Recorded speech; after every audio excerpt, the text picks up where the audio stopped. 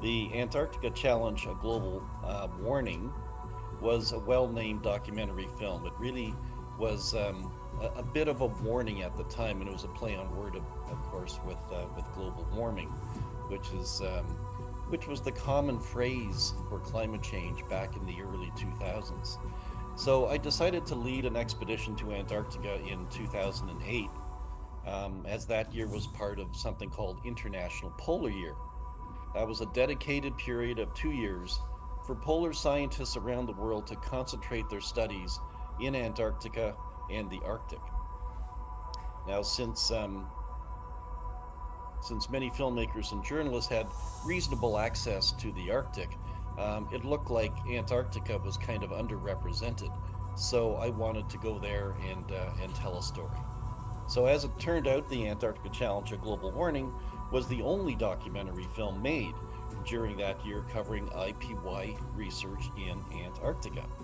Now, this became a very important factor when the United Nations hosted the COP15 climate summit in Copenhagen.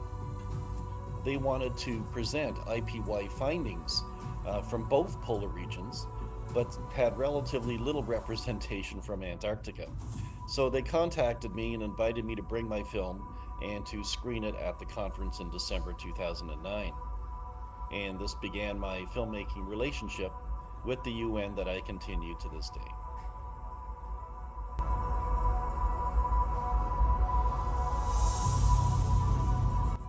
Well, some of the more surprising discoveries we made in Antarctica involved the greening of many of the peninsula islands. And what I mean by that was grass had started to grow in places where it shouldn't. So, since warming temperatures were melting land ice, the ground of the continent of Antarctica began to see sunlight for the first time in thousands of years. And this sparked a resurgence of prehistoric seeds and spores, and grass was once again growing in what was always previously been known as the world's largest desert.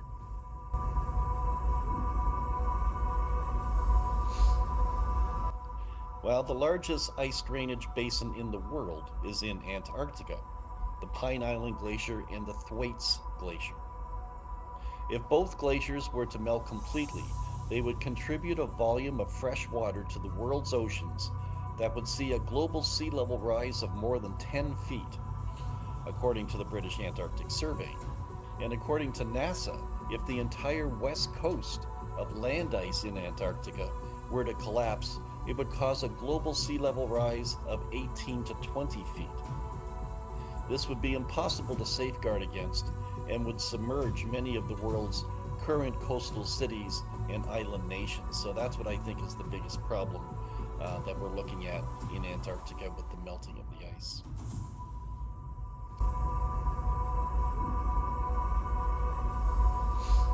Now, since much of the accelerated global temperature rise has been caused by human activities, a significant reduction in these activities that emit harmful greenhouse gases into the atmosphere needs to be made. Now, the SDGs curtail a lot of those activities to some degree, but energy sources changing to renewable energy is the best way to stop using fossil fuels. These include technologies like solar, wind, wave, tidal, and geothermal power.